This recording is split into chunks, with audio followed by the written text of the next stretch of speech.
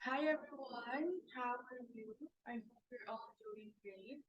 Okay, so we're done with discussing about personalities, theories about it, as well as personality assessment. Now let's move on to discussing about communication. Kasi just like what I mentioned last now, communication is very important to workplace, lalo na sa industry natin. Actually, in all industries. Okay? So effective communication in the workplace, reading nonverbal cues becomes a master communicator. The learning objectives of this discussion is number one, recognize the different nonverbal cues, and the other one is practice the tips on how to become a master communicator. Okay, so what is a nonverbal cue? Nonverbal cues include all the communication between people that do not have a direct verbal translation. So they are body movements, body orientations, nuances of the voice, facial expressions, details of dress and choice, and movement of objects that communicate. So ibig sabihin ng class, nonverbal cues includes all the ways on how you present and express yourself, apart from actual words you speak. Okay? Very critical ang nonverbal communication as well as important sa word because nonverbal cues or nonverbal communication includes or adds up on how other people perceives you. Okay? So how others sense or perceive you significantly impacts your success in the workplace, diba? So otherwise, brilliant people with great ideas and exceptional talent are often judged, mislabeled, and overlooked because of their ineffective nonverbal communication. We discussed from previous topic class na mention natin ang communication, hindi lang yan verbal or hindi lang yan how kung ano yung sinabi mo. It's also how you deliver it. Okay, class? Paano ba na-perceive ni receiver yung message? Paano mo ba na-deliver sa kanya yun? Ano yung perception ng receiver habang nire-receive niya yung message na sinabi mo? Maraming magagaling na tao ang hindi sila ganon kabiyasa or they're not really good in expressing non-verbally.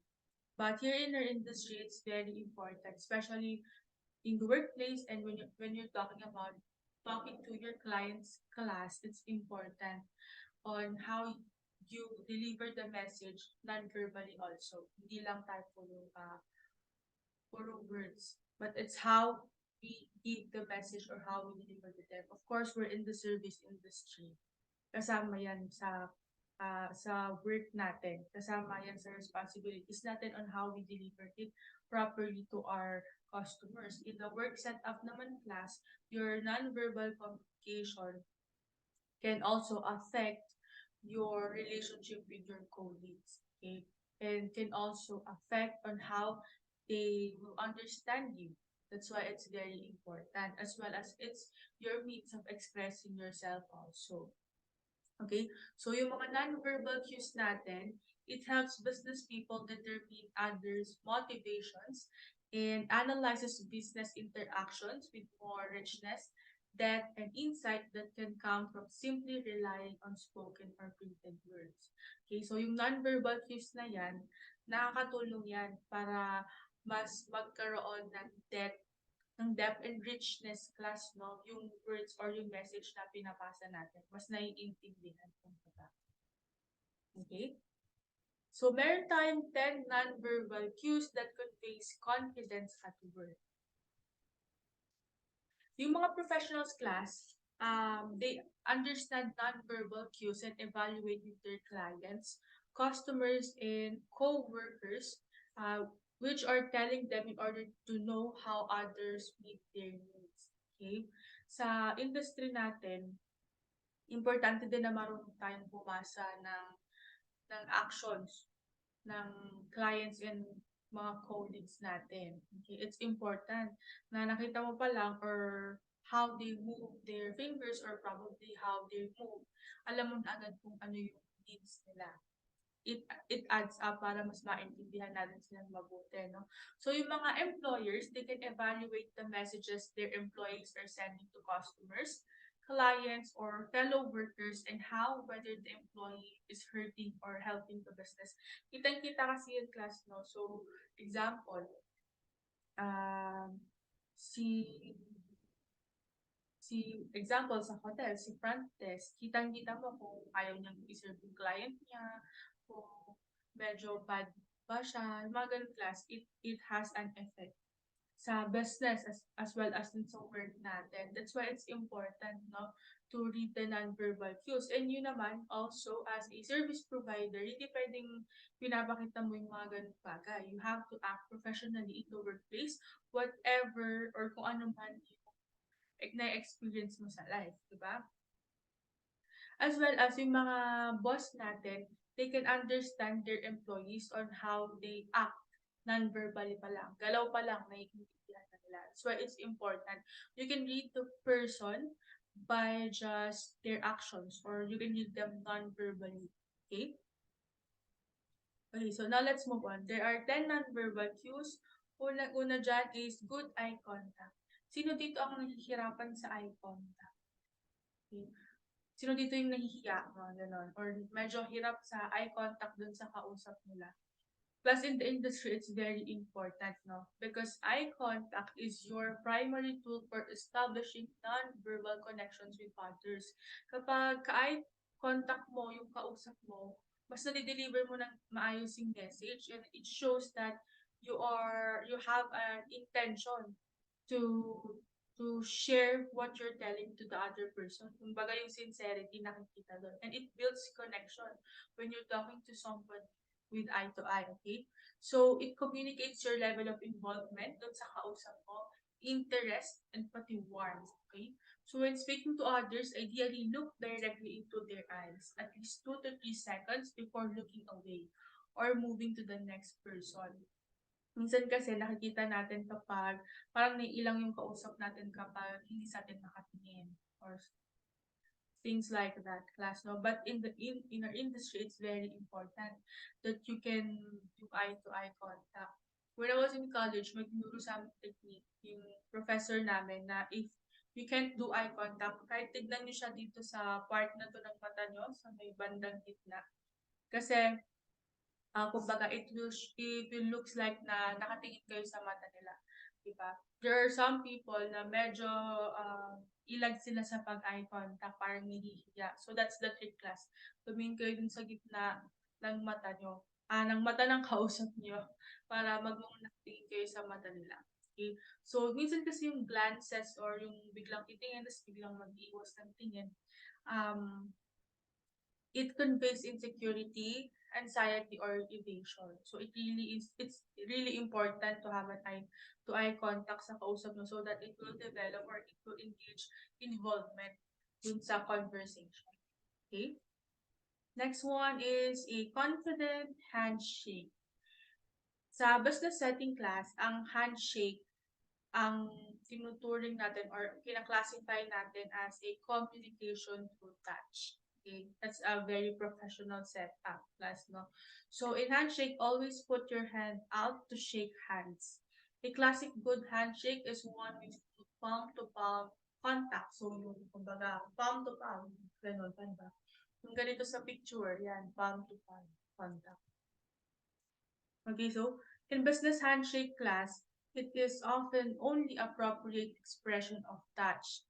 So it's critical to have a good one. Siguro kita kayo ng mga business people, they always shake their hands. Because that's the professional way to show a communication through touch. So yung good handshake or yung tamang handshake, kumbaga full and firm hand clasp with palms. Ayan, ganyan. Hindi sobrang higpit, hindi rin sobrang maluwag. Sakto lang. Basta saktong clasp lang dun sa palm. Okay? Then, shake up and down once or twice. So, pag nag-handshake kayo, shake nyo up once or twice.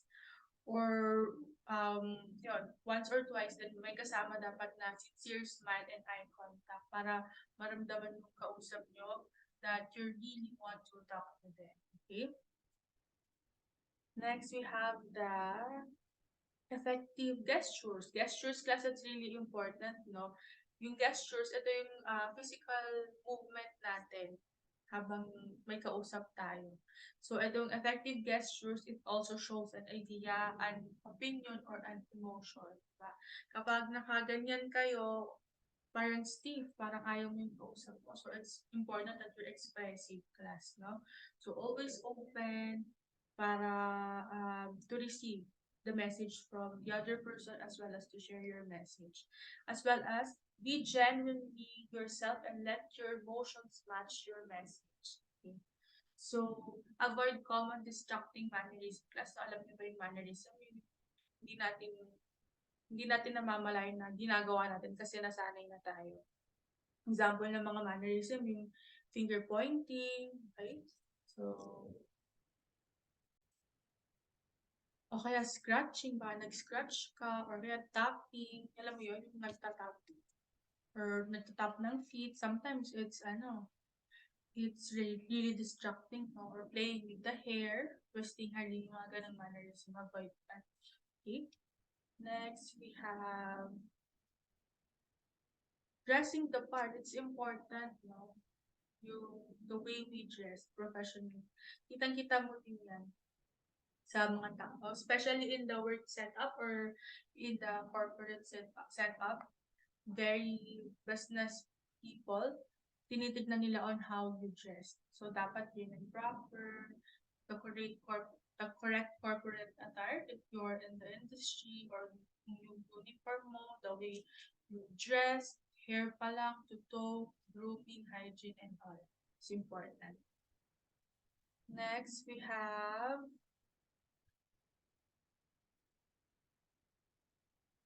authority, posture, and presence. Okay, so take up your space. Use the arm on the chair or stand with your feet apart. Especially when you're talking, plus no, pwede parang you're just using small space. Kasi parang it gives a, a impression that you're awkward or parang insecure or having an anxiety. It's always open dapat. The way you sit very confidently or the way you stand, the way you talk. Okay, take up your space. Okay. When you're standing, stand tall and straight so that you send a message of self-assurance, authority, and energy. Proper posture is important. Okay, so whether standing or sitting, imagine easing gently pulling your head and spine toward the ceiling. Your weight is evenly balanced, feet solidly on the floor, arms and hands visible and relaxed and uncrossed. Kapag kasi naka-cross kayong ganyan, it gives a impression na hindi kayo interesado dun sa kausap nyo. So, always open, good posture, stand straight, and take up your space. Okay? Another one is appropriate facial expression. This is really important when you're um, giving message class, no, yung appropriate facial expression mo. If you're giving good um good reports or positive reports, then smile. If you're giving a not that good news, and then show it in your emotions. Dapat yung emotions mo, the way you express your emotions dun sa message na kinoconvey mo, dapat they are related or they balance each other. Hindi pwedeng magkaiba. Baka you're giving bad news as tumatawa. Okay, sometimes kasi, hindi naman yun sa hindi naman yun sa pag-aano, pero sometimes it gives an impression na parang hindi ka naman seryoso dun sa sinasabi mo. That's why it's important that your facial expression is related with the words or the message that you deliver. Okay? And as well as, it will also control the crowd or yung response ng kausap mo if you convey good facial expressions with your messages. Another one is initiating interactions in the business setup, in the corporate setup, the work setup. It's important that you initiate interactions. Be the first to make eye contact, offer your hand to shake, or have an idea or solution. Go into a room and make the call, di ba? You can only afford to wait and go last when you are in a C-suite and ready to retire. That's important. Sometimes when you initiate interactions, it will also build a good relationship with the other people, good professional relationship. Sometimes yun mo din nabibuild yung network mo when you start to initiate interactions with others. Another one is appropriate voice tone. Kanina we talked appropriate facial expressions, ngayon naman appropriate voice tone. Baka lagi kang galit, baka you're developing or you're delivering messages, good messages, then galit naman yung boses. Hindi dapat ganun. It also should relate to your messages. Okay? Sometimes, no, baka narinig natin, it's not what you said, but it's how you said it. Diba? They were referring to paralanguage. Yun yung example ng paralanguage natin. Kasi separate from the actual words na ginagamit natin, meron tayong mga non-verbal elements ng boses natin. Included na doon yung voice tone, yung pacing, yung pausing, volume, inflection, yung pitch and articulation. So katulad ng facial expression, yung pagpili ng tamang paralanguage is really critical and important because meron din itong emotional meaning, attitude, and impact. Okay, so dapat appropriate yung voice tone natin. So kung di kayo masyadong sigurado regarding dun sa voice nyo, you can try recording your voice while you're talking so that ma-evaluate yung voice nyo. Saan ba, medyo mataas ba yung pitch or mababa ba yung pitch, mabilis ba akong magsalita, and the likes. Okay? So that you can evaluate and then you can improve. Another one is giving your full attention. Important thing to class, no? Kapag may kausap tayo, giving your full attention is giving the message that you are involved with the conversation and with the communication. Do not use your phone when talking to someone. Okay? It's distracting and it's also a way of disrespect. So when someone's talking or when you're communicating with someone, give your full attention so that you can also receive the message fully. Okay? Next is responding to other non-verbal cues. Yes. So your when in a meeting or in a conversation, or probably when you're speaking to a group or interacting one to one, pay close attention to the person's body language and voice tone. So listen with your eyes because their non-verbal cues can tell you when they have a question. Makikita mo yun sa mata mo, o parang may question itong kausap ko, or may hindi ba siya maintindihan dun sa sinasabi ko, may magulo ba and the likes, okay? So, makikita mo rin kung may gusto ba siyang sabihin.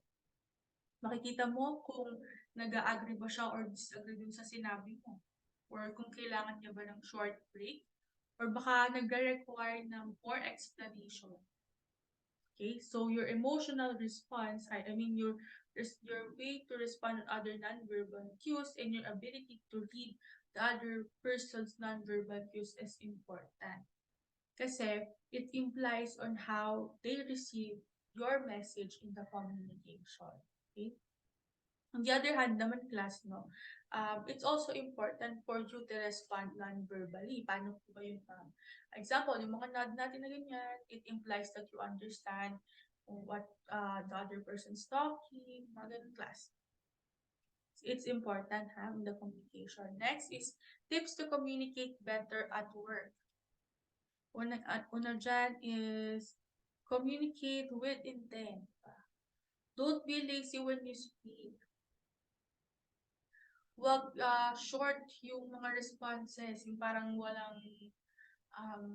walang pakialam dun sa kausap. Wag lazy, okay?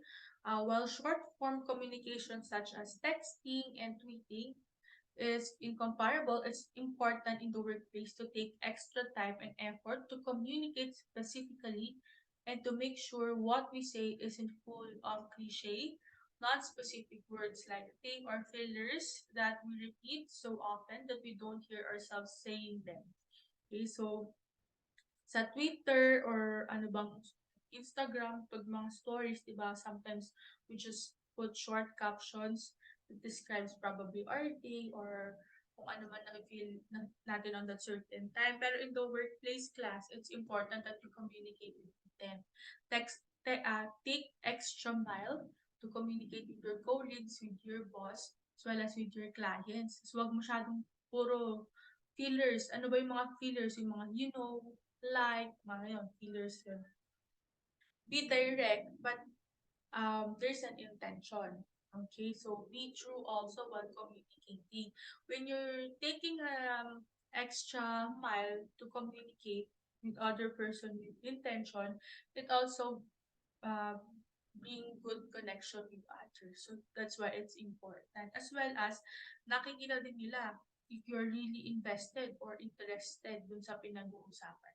That's why it's important. Another one is don't pass up an opening message, diba? Hindi mo alam kung kailan yung kausap mo pala or certain message ay magti-trigger ng opportunity. Baka yung kausap mo ngayon, pwedeng client mo lang, then siya pala yung bibigay sa'yo ng great opportunity. Or baka yung boss mo may tinanong lang sa'yo, then yun na pala yung magti-trigger ng another opportunity. Okay? So, do not miss any chance. That's why it's important to engage with people on the job, to build connection with them. Kasi those people, kapag nagkaroon ka ng good relationship sa kanila, it will help you to have a good network. And network na yun ang magbibigay sa'yo ng great opportunities. Okay? So, example, kahit simple talks lang class, example sa nasa elevator ka with your boss, o then may sinabi siya sa'yo na something, probably about the weather, or kaya nagbigay siya ng chance to have an opening message, it's your opportunity to engage, di ba? So, demonstrate on having a good conversation. And then, doon na yung magsisimula. Okay? So, it's important. Another one is be yourself, diba? Sometimes in a workplace, you're gonna meet people who will take extra mile para, how do we say this? How do we say this? There are some people who will take extra mile to be extra in the workplace, especially kapag bagong employees. Kapag they probably want to build a good relationship with everyone. So parang sobrang nagpapabibo. Ganun yung term na, diba? Okay, parang there's actually nothing wrong with that. It's just that sometimes class, no, hindi na ikaw yung self mo. It's not yourself anymore. So in the workplace, kahit na we want to build network and connections with others, we want to be the best in our department, it's also important to be yourself, okay? To express you as yourself, diba?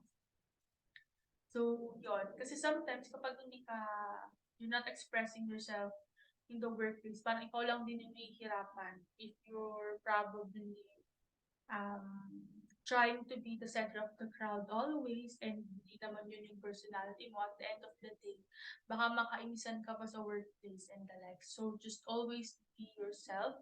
Be the best version of yourself. Ganun. When you're communicating with your department, with your colleagues, as well as with your clients, when you're expressing yourself class in the workplace, mas magugustuhan tayo ng mga tao. Kasi nakikita nila yung authenticity natin.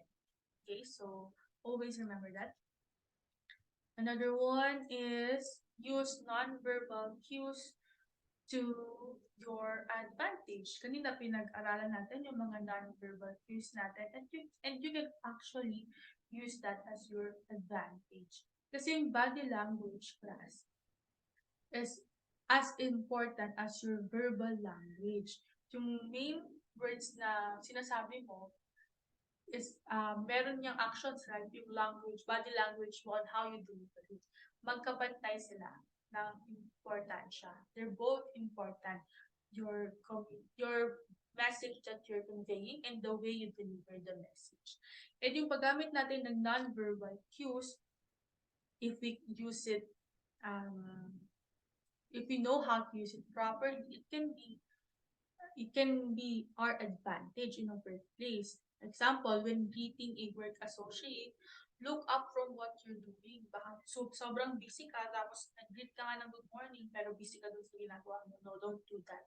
When you're greeting a person, tignan mo and then smile. Good morning, and then smile. Mga ganun class. It adds up, okay? dun sa sincerity ng message na binabanggit natin. And simple interactions like that, it can build a day of someone, Probably he's having a bad day, tapos ginit mo siya with a smile and all. Nakakagaan ng pakiramdam. Okay, so it's your advantage to use nonverbal cues in your workplace also.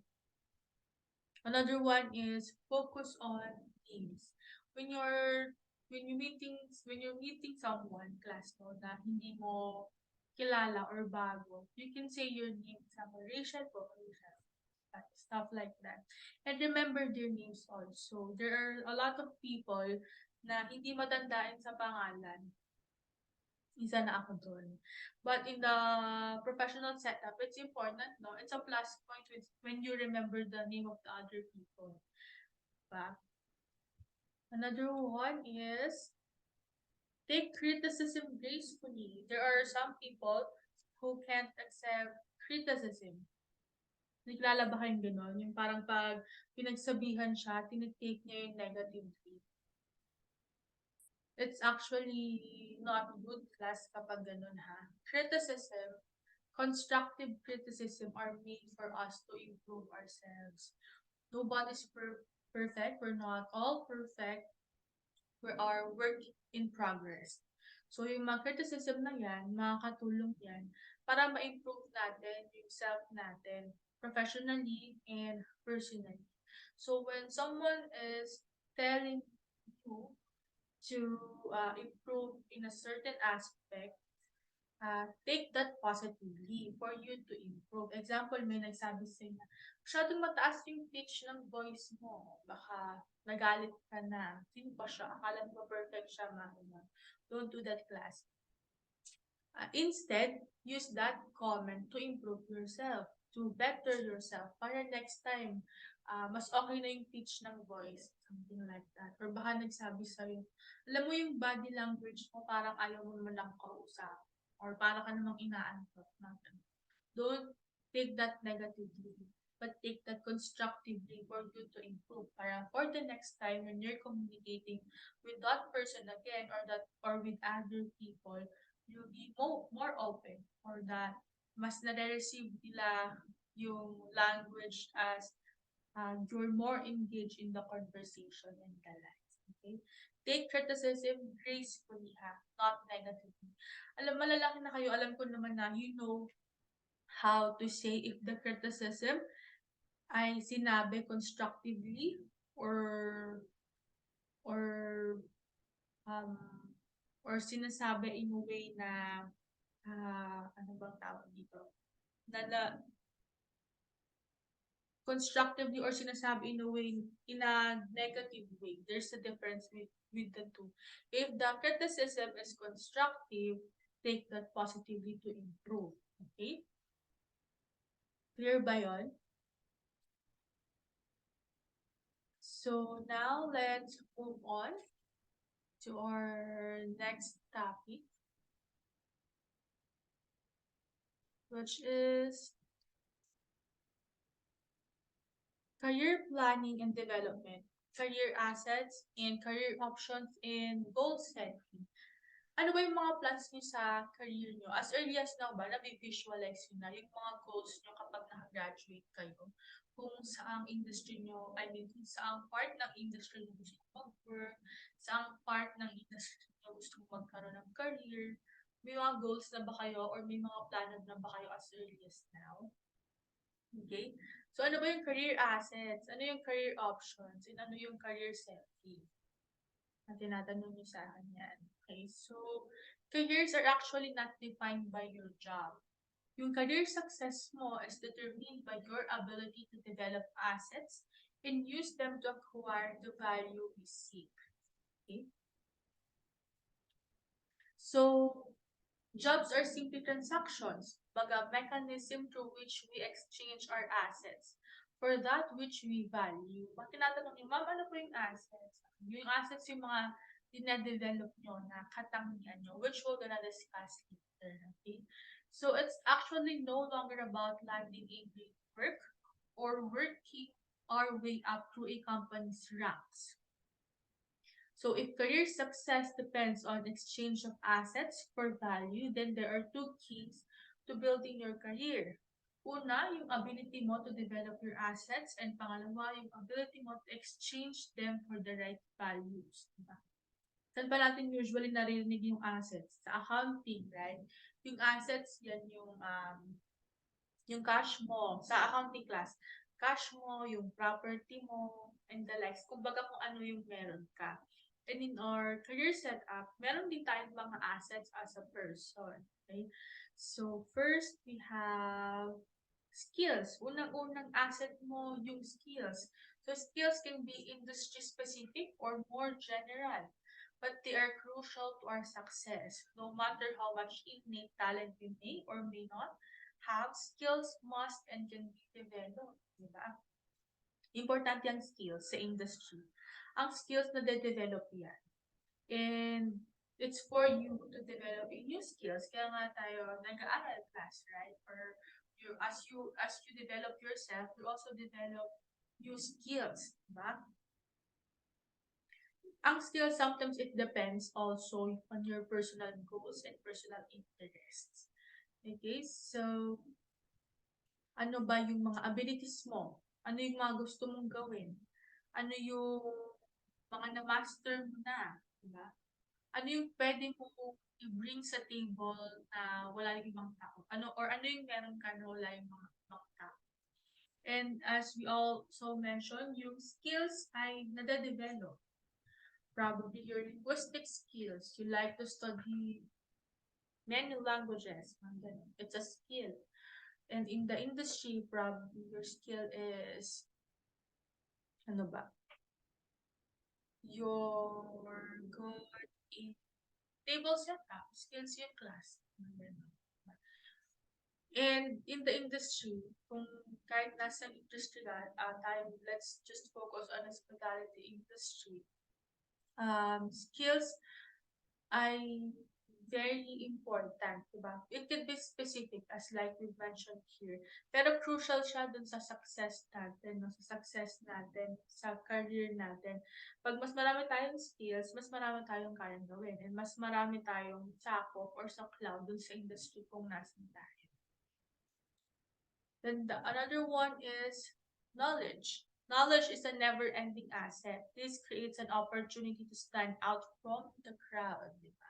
That's why you're studying, so that you can gain all the knowledge that you can learn, and then you can share it or you can use it in the industry someday.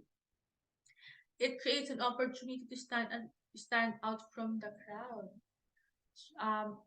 Kapag na-share mo yung knowledge mo or kung ano yung meron ka, it make you stand out.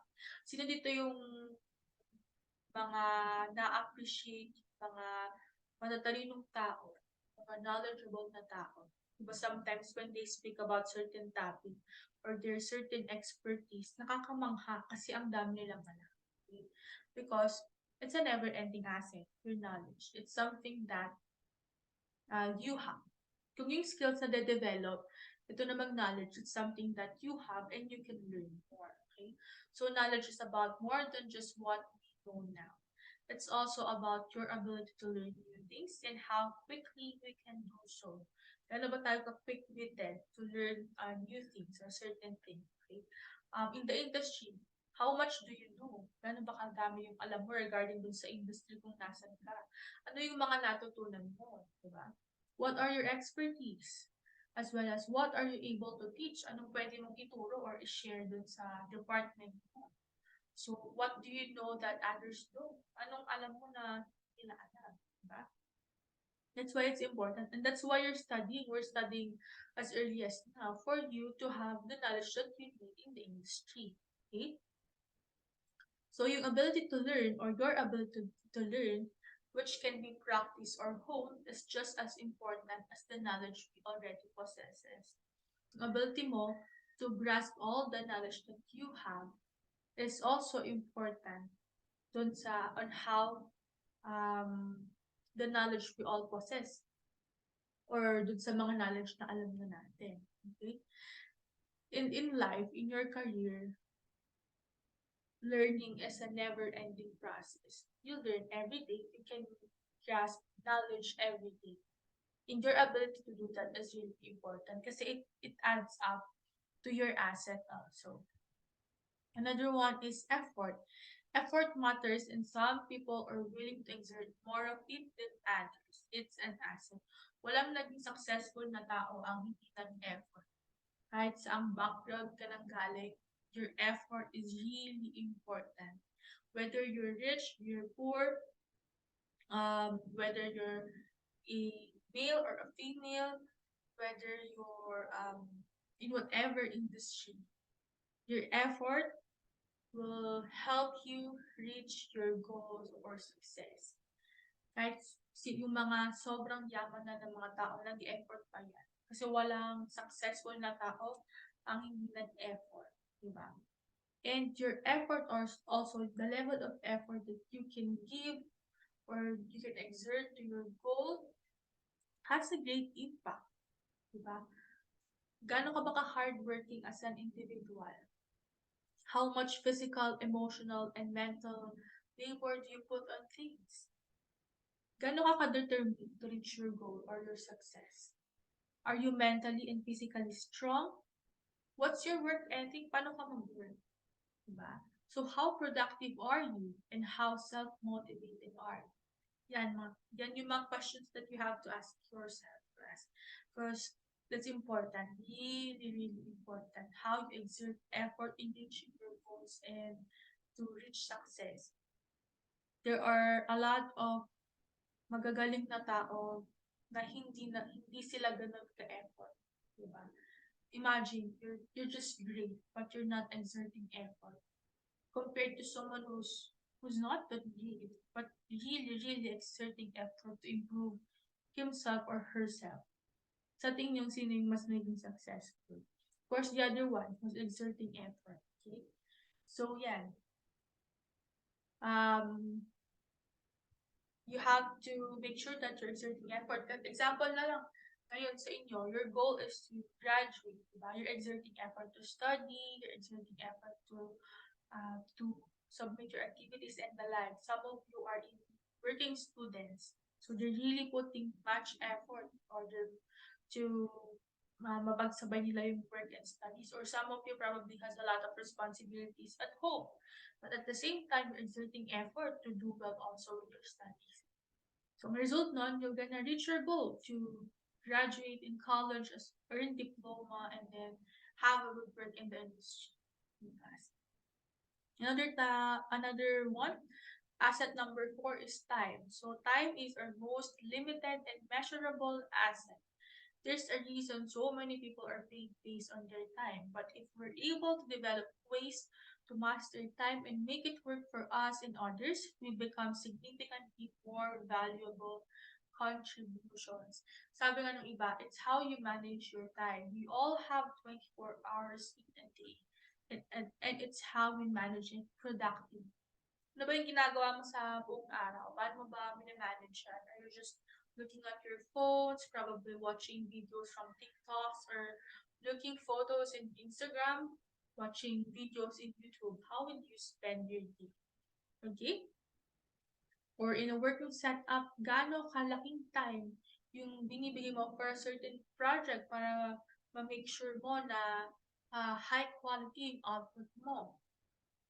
How much time do you have available?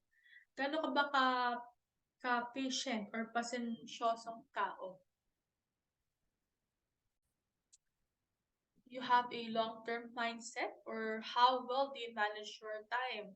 How well do you manage other people's time? Yeah, we have to take note of that. Kasi there are a lot of people, we're probably all busy with our responsibilities and everyday routine, and how we manage our time is really important. Okay?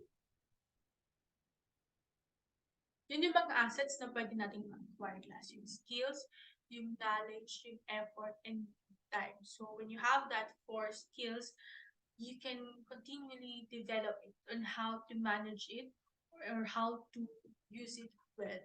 And then if you navigate it properly, that will help you really, really big while you're navigating your career also. So the four values or assets can unlock. Unang-una dyan ay money, of course, money. So once we develop our asset class, we must choose what we want to use them to acquire. Diba? So remember, yung sinabi natin kanina, job is a simply transactions in which we trade our assets for something we value. And we have more options than we realize on how that transaction can work. Una-una dyan yung pera, yung money. This is actually the most obvious and most um, drivers for career decisions, no? Did I make myself clear about that? Yun yung money, yun yung main karaniwang decisions or karaniwang factors ng mga tao in making career decisions, yung pera, di ba? So, yung money matters, there's nothing wrong with seeking it. Wala namang mali sa pagtingin ng money as your number one value or number one ways for your assets. Diba? Kasi para lahat naman tayo, we need money to survive. That's why we're working and all to have money to pay for our bills, have investments, have a bountiful life, right? So, but then, class, no, we have to recognize that oftentimes, yung mga choices based on money only tend to be geared towards short-term interest as opposed to long-term goals. Kapag ang main focus mo lang sa career mo ay puro pera, sometimes it's just happen to be for short term and not for the long term, di ba? It's valuable. Money is very valuable. We need that in order for us to survive, but it should not be the only thing that we seek. Kasi madami pang bagay. You have to consider that, of course. But then, there are also a lot of things that we have to consider or pwedeng bigyan ng pansin. Bukod sa money, we also have learning, di ba? So learning can happen in a million different ways. And it's really important to make choices that generates opportunity for us to learn new things. When you're choosing a career, wag lang kayong mag-base kung gaano kalaki yung sahod mo. But also focus on doon sa mga bagay na pwede mong ma-learn or matutunan while you are in your job, diba? When we do, we ensure our assets continue to grow and unlock more future values for ourselves. We also have to consider learning kasi it will help our assets grow also, diba? So, consider nyo, ano ba yung, example, your may in-applyan kang job, nakuha ka sa isang certain job, ano bang mga bagay ma-expose sa'yo dun sa job na yun? Ano mga pwede mong matutunan? How will it enable you to grow your knowledge? Diba? What will you see that you've never had a chance to see before? And mga dapat nyo i-consider kasi it adds up to your growth. It adds up also to develop your assets. Another one is we have the opportunity. So, i-consider nyo, ano bang opportunity yung makikreate ng job na meron ka? So, yung bang job mo ngayon, or in the future probably, mag-open ba yun ng new doors, or mag-introduce pa yun sa mga bagong tao, diba? What may come from it wouldn't otherwise be available to you. Opportunity arises everywhere. Pwede natin ma-meet yung opportunity kahit saan. That's why it's also important that we're on the right environment also, right? Para mas greater opportunity. So never take a job easily based on what will happen in that job. Diba? Consider what that job will do you next. Example, tinake mo yung job kasi yun lang yung nakikita mo. Do not just consider that, but also consider kung ano pa yung pwede mo makita dun sa work na yun na kukunin mo. Or probably kung ano yung pwede maging daan for you to be on the next level. So in building class a successful career, you must stack opportunities on top of each other and avoid dead ends. Dapat open lagi. In taking opportunities, in considering career, no? Just be open on looking at and taking all the opportunities. We don't like dead ends. Kasi pag dead ends, ang isang job, it will lead to being stagnant. And we don't want that. Diba? We want to consistently improve, we want to consistently grow. Diba? Another one is experience. So, yung job ba na iti-take mo will lead you into interesting experience. Yung ba mga experiences na yon ay valuable to others down the road? So, are you collecting experiences that's different than what you already have? There are a lot of people na magsasabi sa iyo na life is meant to experience, not just live. Diba? You just don't exist, but you gain experiences. It's actually worth pursuing opportunities that engage us, force us out of our comfort zone, and give us stories to tell and moments to remember. So that kapag matatanda na kayo, you gain a lot of experiences. In experiences, you grow. With that experiences, you learn. With that experiences, you grow in your horizon. That's why it's important. Pero class, we have to remember na experience is more than just an adventure. Diba? It's also about valuing the accumulation of experiences in our chosen field or interest. Hindi ka mag-grow sa isang industry na wala kang experience. Kahit na you have all the skills that you have, you need a proper experience or good exposure in a certain industry in order for you to grow and step up. Okay? Always remember that experience is valuable when relevant, so do not overlook it. Are we clear with that? Okay, so that's our lesson for career planning and development. I hope you learned something regarding career assets and career options as well as a goal setting. Those things, class, you have to consider that. It's really important. I mean, those things are really important in setting up your goals. Long-term goals. You have to plan long-terms. Long-term. You have to plan long-term so that alam mo or mag-gauge mo kung ano ba talaga or saan yung gusto mo papunta. Okay? That's why planning and development is really important. And as kung hindi pa kayo sure, it's okay. Because as you go over or as you move forward, step forward, it will be more clear kung ano yung goals na gusto mo and that yung career na gusto mo achieve. It's just that you have to remember that we have to always develop our assets, yung mga pinag-aralan natin kanina, the skills, knowledge, time, and what's the other one? Skills, knowledge, time, and ano na nga yung isa? And the other one. It's because yung mga bagay na yon will help you move further in the industry where you are in. Okay? So, yes.